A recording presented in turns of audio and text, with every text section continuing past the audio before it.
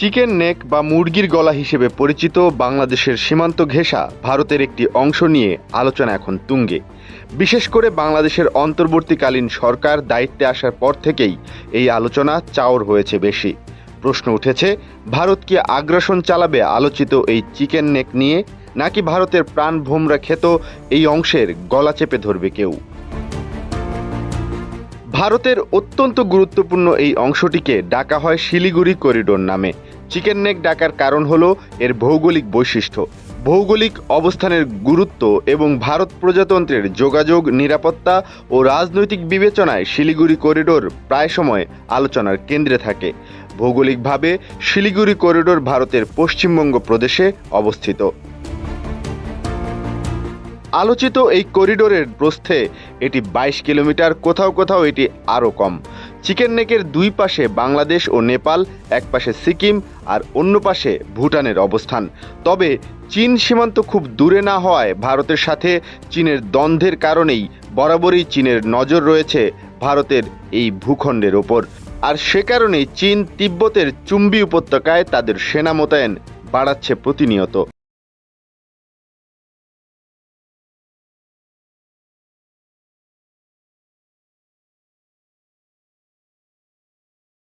ভারতের মূল ভূখণ্ডের সাথে উত্তর পূর্ব ভারতের 8টি রাজ্য এই করিডোরের মাধ্যমে যুক্ত।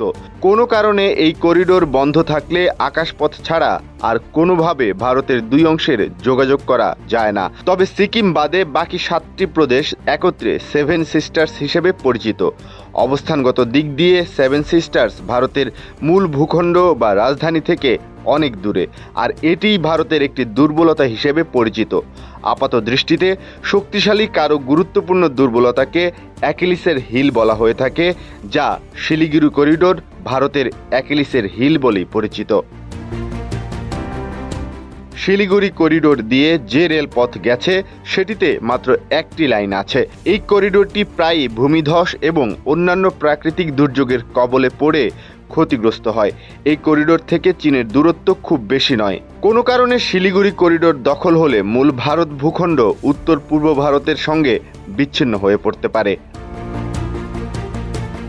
এদিকে ভারতের হাতছাড়া হতে পারে সেভেন সিস্টার্স। ভারতকে এমন সতর্ক বার্তাই দিয়েছে আন্তর্জাতিক গবেষণা সংস্থা the international institute of strategic studies বা IISS।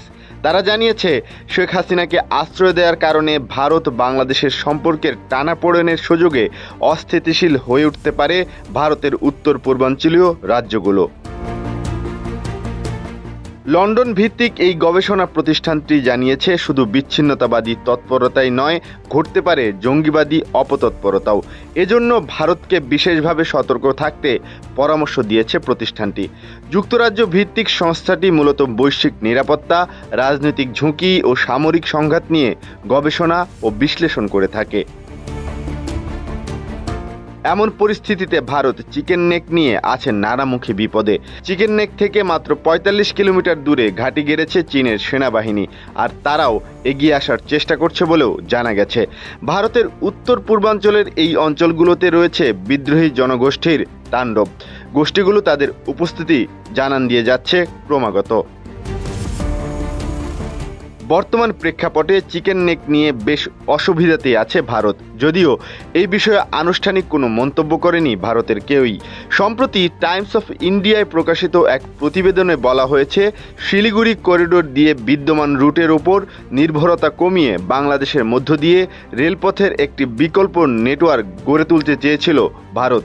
কিন্তু শেখ হাসিনা সরকার পতনের পর ভারতের এই পদক্ষেপ আদৌ কি আলোর মুখ দেখবে তা নিয়ে প্রশ্ন রয়ে গেছে।